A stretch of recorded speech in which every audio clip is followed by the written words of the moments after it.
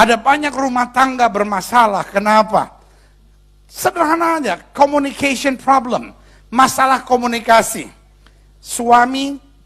Istri tanya sama suami, "Pak, kamu dari mana?" Mestinya suami jawab apa? Dari pulang kerja, dari kantor, dari Bandung, dari meeting, ya kan? "Pak, kamu dari mana?" Jawab suami apa? "Kenapa sih kamu curiga?" Ya. Nah, suami sudah assume, sudah berpraduga.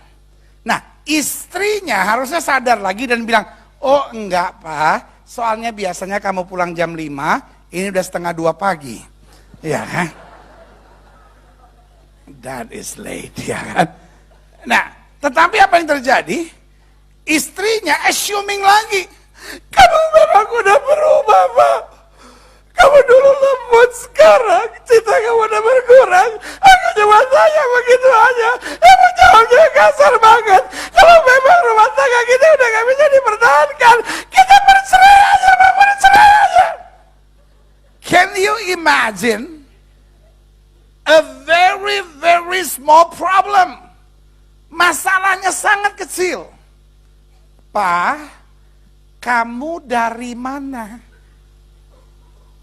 Pertanyaan sederhana, in 7 minutes, berubah menjadi tangisan air mata, dan berubah menjadi kalau memang rumah tangga kita tidak bisa dipertahankan, kita cerai aja, ya kan?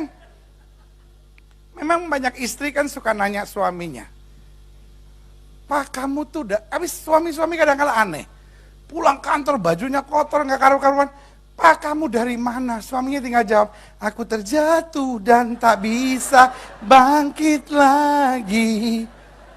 Ya tapi baju kamu bukan cuma kotor, basah begitu. "Aku tenggelam dalam lautan luka dalam." Tapi ini udah jam berapa? 1:30 kamu baru pulang. "Aku tersesat dan tak tahu arah jalan pulang." Ya udah kalau gitu kita cerai aja. "Aku tanpamu butiran debu." Saya juga bingung kok bisa pas begitu ya. Nah, dalam pelayanan, persoalan ini juga jadi persoalan serius. Assuming, saya pikir pendeta, kayaknya saya udah gak dibutuhkan lagi dalam pelayanan ini. Banyak miscommunication, banyak persoalan serius, sebetulnya dimulai dari persoalan kecil ini, namanya apa? Asumsi, praduga, atau prasangka, ya kan? Dan banyak, dan orang ngerasa it's normal. Ya kita kan manusia biasa, pendeta, namanya manusia biasa pasti ada dong. Praduga, asumsi. Loh, dalam bahasa Inggris dibilang gini, assumption is the mother of confusion. Di mana ada assuming, di mana ada asumsi, ujung-ujungnya pasti yang ada kebingungan, yang ada kekacauan. Banyak pelayanan akhirnya jadi pecah, hanya dimulai dari assuming. Nah ini yang kita mau belajar hari ini. Mazmur pasal 55, ayat 3 sampai ayat yang ke-9. Tanya sama sebelah saudara, "Lu gitu nggak?" Banyak mertua ribut sama menantu dimulai dari apa? Assuming, iya kan? Banyak ipar satu sama ipar lain ribut hanya karena apa? Assuming, iya kan? Karena asumsi. Ini yang kita mau lihat sama-sama. Mazmur pasal 55 ayat yang ketiga. "Perhatikanlah aku dan jawablah aku. Aku mengembara dan menangis karena apa? Karena apa? Banyak orang bermasalah bukan karena problem, tetapi karena apa? Pikirannya." Amin. Karena kecemasannya, ya kan? Karena teriakan musuh, karena aniaya orang fasik, sebab mereka menimpakan kemalangan kepadaku, dan dengan geramnya mereka apa? Memusuhi aku. Hatiku gelisah, kengerian maut telah menimpa aku dirundung takut dan gentar, perasaan apa? Can you imagine? All of this is just assuming. Hanya sebuah apa? Asumsi. Pikiran kita akhirnya muter. Nih kayaknya udah gak ada harapan nih. Nih kayaknya hancur nih. Nih kayaknya gue mati nih. Nih kayaknya gue udah gak ada gunanya lagi, ya kan. Nah saudaraku yang kasih dalam Tuhan, the power of your mind Kuasa dari pikiran saudara sangat menentukan. Makanya Paulus bilang begini, aku menawan segala pikiran dan menaklukkannya kepada Kristus. Makanya Paulus bilang apa? Kami memiliki pikiran Kristus. Makanya Paulus bilang apa? Paulus bilang, ya kan, bahwa apa yang benar, apa yang mulia, apa yang sedap didengar, itu yang harus kita pikirkan. Setuju sama saya, katakan amin. Yang nggak setuju pulang aja. Ya kan? Lihat selanjutnya, ya kan? Penatannya galak banget, ya kan? Ayat 7, pikirku, ngerti mau saya kan? Pikirku, ya kan? Sekiranya aku diberi sayap seperti merpati, aku akan terbang dan mencari tempat yang tenang. Bukan dia hadapi persoalannya, tetapi pikirannya mulai menghayal. Udah deh, saya lari aja dari sini, saya udah gak kuat ngadepin semuanya. Ku kan terbang. Iya ya. Ini seperti lagunya Rinto Harahap zaman dulu. Seandainya aku punya sayap, terbang, terbanglah aku. Nah kalau kita punya sayap, nemploknya di mana? Nah lu gampang, gua.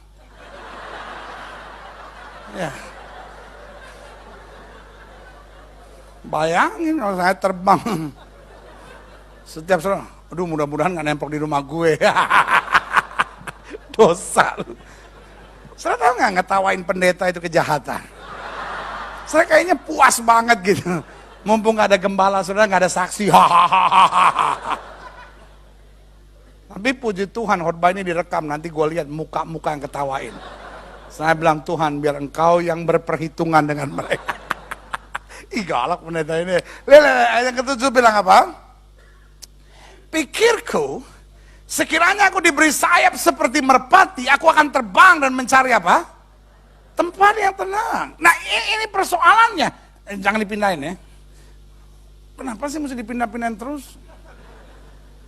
Lu begitu pengennya apa ngeliat muka gue terus? Mendingan lihat ayat, muka gue lagi. Kasih ayat aja, kenapa sih? Emang sudah kangen apa lihat muka saya? Iya pendeta, ntar kurus, ntar gemuk, ntar sedang. Jadi setiap kali pendeta mau khotbah kita bingung nih, ini kurus lagi atau sedang nih. Ntar rambutnya model apa lagi nih ya. Biarin aja ya. Kenapa ya pendeta ini gue baru ada di pikiran dia udah ngucapin di perkataan. 27 tahun saya jadi pendeta. Muka saudara bentuknya kayak apa, gue udah tahu pikiran saudara isinya apaan. Pikirku, sekiranya aku diberi sayap seperti merpati, aku akan terbang dan mencari tempat yang tenang. Bahkan aku akan lari jauh-jauh dan bermalam di padang gurun. Aku akan segera mencari tempat perlindungan terhadap angin ribut dan apa? Badai. This kind of thinking, pikiran kayak begini tidak membuat masalah kita menjadi lebih kecil. Ngerti mau saya? Karena dia mulai assume, kayaknya gue udah gak kuat nih ngadepin ini gitu ya kan. Tahu gak saudara, seberat apapun masalah rumah tangga saudara, kalau saudara hadapi pasti ada jalan keluar. Ada yang semangat bilang amin, ada yang orang saya lagi mau tuker tambah pendeta. Seberat apapun masalah ekonomi saudara, kalau saudara berjuang, Tuhan pasti menyertai kita. Yang setuju katakan amin. Amin. Nah persoalannya, or assumption, pikiran asumsi kita, itu yang akhirnya membuat kita berpikir yang aneh-aneh. Kita mulai pikir, udah kalau gitu saya mau lari aja, saya mau terbang tinggi, saya mau cari tempat yang aman. Come on church. Dimanapun saudara ada, pasti ada masalah. Amin. Saudara-saudara yang melayani di tempat ini, saya berani jamin di gereja ini pasti ada masalah. Loh iya, betul.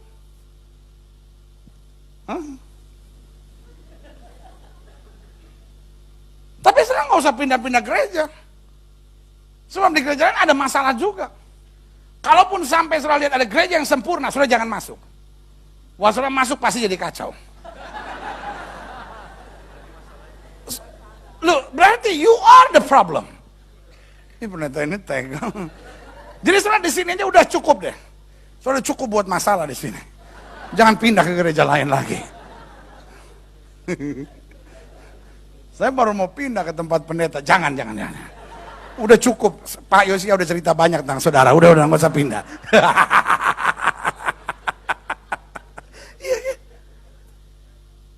Pernah nggak sedang ngerasain? Ada orang-orang kan gitu. Dia bilang, di sini pelayanan apa tuh? Ada orang sekarang keluar gereja. Aduh. Saya selalu bilang gini, orang kalau pindah-pindah gereja saya nggak percaya aja kredibilitasnya. Ada orang yang keluar gereja cuma gara-gara alasan sepele banget. Gue nggak tahanan di situ. Ibu yang sebelah gue bawa ketek. Ya ilaha illallah, masya Allah. Ihdinas siratal mustaqim. Cuman gara-gara ibu di sebelah sana bawa ketek. Lain kali bawa deodoran, bu ada berkat bu.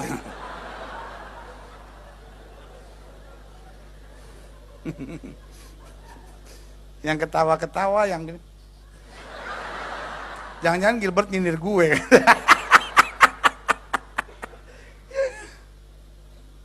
Itu yang saya bilang, kalau kita udah mulai assuming, ya, akhirnya many problem will face. Kita akan ngadepin masalah-masalah yang aneh-aneh gitu. Iya.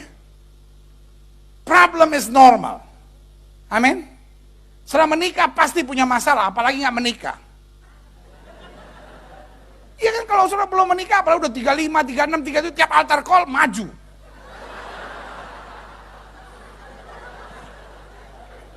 Orang altar call tuh keselamatan dia maju.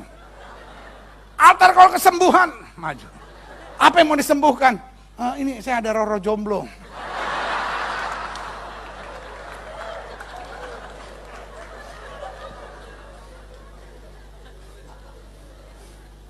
Ada yang ketawa mukanya merah banget. Cukup dong pendeta, cukup dong. Setiap pendeta nyindir jomblo, Kena banget gue ini.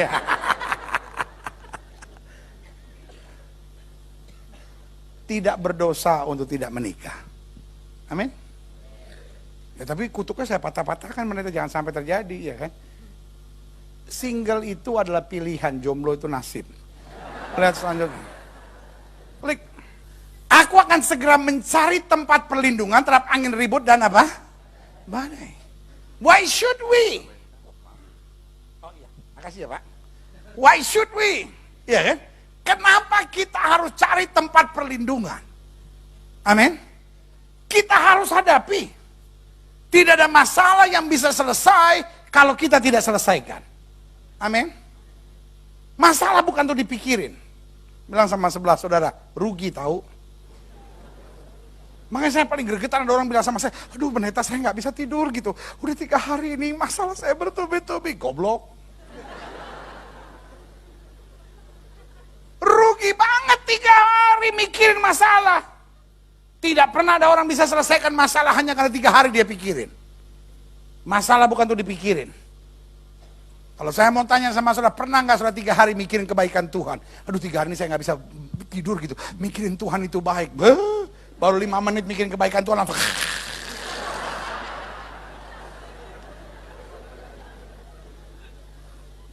Masalah nggak perlu dipikirkan. Masalah kita hadapi dengan iman, kita tahu Tuhan tidak pernah mempermalukan orang yang berharap kepadanya. Yang setuju berikan tepuk tangan yang meriah buat Tuhan. Amin. Makanya Paulus bilang orang yang baru bertobat jangan melayani. Jangan tanya sama saya, pendeta jadi berapa tahun bertobat dulu baru no. It's not about the year, it's about the quality of your faith. Bukan soal tahunnya, tapi kualitas iman. Sama-sama bilang sama saya kualitas iman. Kita harus dewasa dulu. Karena orang yang berpikiran sempit, orang yang berjiwa kerdil, ini yang seringkali berasumsi. Ya kan? Ada masalah sedikit kayaknya rumah tangga saya udah nggak bisa dipertahankan pada kayaknya habis.